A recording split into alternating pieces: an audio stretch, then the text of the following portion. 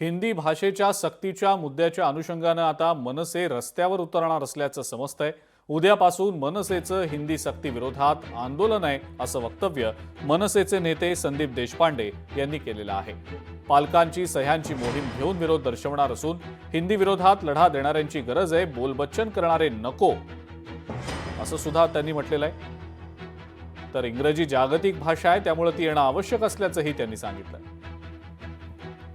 आम्ही उद्यापासून पालकांच्या सह्यांची मोहीम चालू करतोय। येणाऱ्या सोमवारपासून हिंदी सक्ती विरोधाची लढाई ही रस्त्यावर उतरून महाराष्ट्र नवनिर्माण सेना, महाराष्ट्र सैनिक आम्ही सर्वजण म्हणून लढू। याची नोंद सरकारने घ्यावी आणि त्याचे जे परिणाम होतील त्याला जबाबदार सरकार असेल। इंग्रजी आता असं आहे की वर्ल्ड भाषा आहे, ती तुम्हाला बाकीचे टेक्निकल विषय शिकायचे तर इंग्रजी भाषा येणं आवश्यक आहे। पण मराठी भाषा ही पहिली भाषा आहे आणि इंग्रजी दुसरी भाषा आहे, तिसऱ्या भाषेची गरज नाही, ही आमची स्पष्ट भूमिका आहे। हिंदी सक्ती विरोधात लढण्यासाठी रस्त्यावर उतरून लढा लढणाऱ्या कार्यकर्त्यांची गरज आहे, नुसत्या बोलबच्चन लोकांची नाही। हिंदी सक्ती कोणीही केलेली नाही। जी आर कोणाला समजत असेल तर मराठी सक्तीचीच आहे।